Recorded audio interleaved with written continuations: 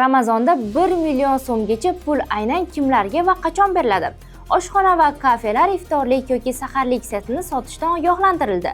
Bugundan 18 fevraldan taroveh namozlari boshlanishi, ushbu muhtaram oy arafasida oziq-ovqat yarmarkalari ochilgani, zakot, fitr sadaqasi va fidya miqdori e'lon qilingan haqida bugun batafsil gaplashamiz.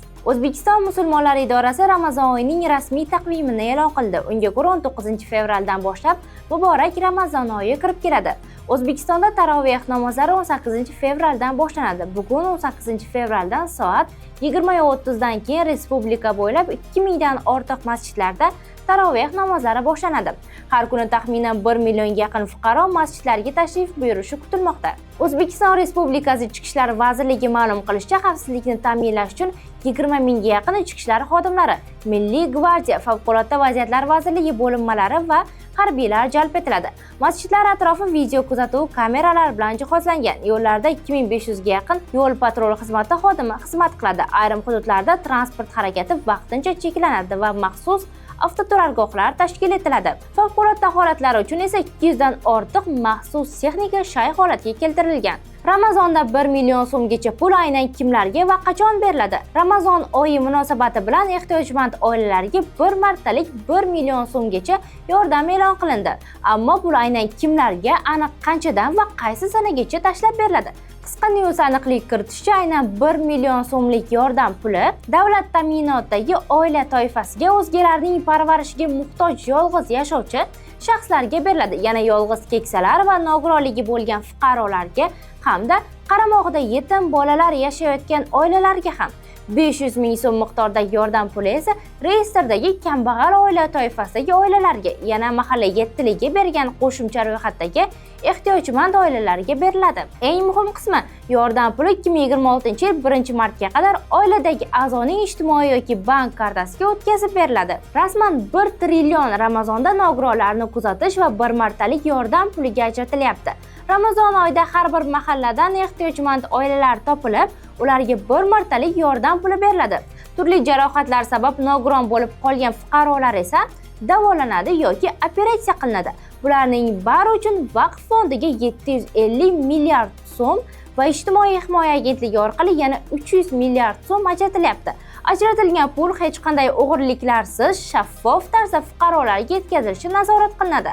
Bu mablag'lar faqat ro'yxatda turadiganlarga emas, balki oilaning oylik daromadi minimal iste'mol xarajatlaridan past bo'lganda beriladi. Yana nogiron oila a'zolari bor oilalar ham ehtiyojmand hisoblanadi. Aytgancha, 2026-yildan boshlab nogironligi bor shaxslar kambag'allik reyestridan chiqariladi va ularga ish topib beriladi. Demak, ro'za oyida nogironlikni davolash yoki jarrohlik bilan tuzatish ayni muddao bo'ladi. 2026-yil uchun zakot, fitr va fidya miqdori e'lon qilindi. O'zbekiston musulmonlari idorasi Fatvo markazi milodiy 2026-yil hijriy 1947-yilga Ramazon oyi uchun zakot hisobi, fitr sadaqasi va fidya miqdorini tasdiqladi. Unga ko'ra zakot hisobi 100 million so'm, 85 gram 585 probali tilla qiymatidan kelib chiqib 100 million so'm, kamida 85 gram tilla yoki 100 million so'm yoki shu qiymatdagi savdo moliga ega bo'lganlar jami mablag'ning 2,5% ni zakot sifatida beradi. Fitr sadaqasi miqdori 2 kilogramm bug'doy yoki qiymati 12 ming so'm, 4 kilogramm arpa 20 ming so'm, 2 kilogramm mayiz 110 ming so'm, 4 kilogramm xurmo 200 ming so'm. Fitr sadaqasi Ramazon hayiti namoziga qadar berilishi lozim. Toshkentning 12 ta nuqtasida ro'za oyi uchun yarmarkalar ochildi. Ramazon oyi kirishi oldidan Toshkentning 12 ta nuqtasidagi bozorlarda oziq-ovqat yarmarkalari ochildi. Bunda saharlik va iftorlik uchun ozuqa qiymati odatiy bozor narxidan 10-20% gacha arzonroq bo'ladi. Yarmarkalar kabi ijtimoiy burchaklarda 1 litr yog' maxsus ulgurji narxlarda, tuxum donasi bozor narxidan ham arzonroqqa sotib olish mumkin. Hozirda keng tarmoqli marketlarda ham qator aksiyalar boshlanmoqda. Ular e'tiborni saharlik va iftorlikda nima yeyish mumkinligiga qaratmoqda. Qisqa news maxsus yarmarka bozorlar ro'yxatini keltiradi.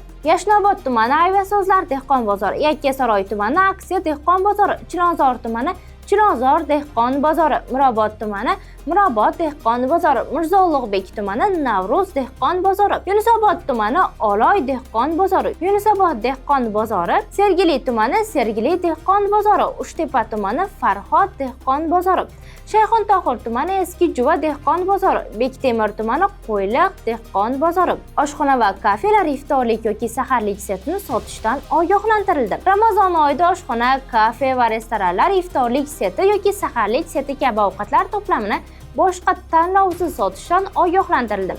Ro'zadorda turli mahsulotga allergiya yoki sog'lig'ida muammo bo'lishi mumkin.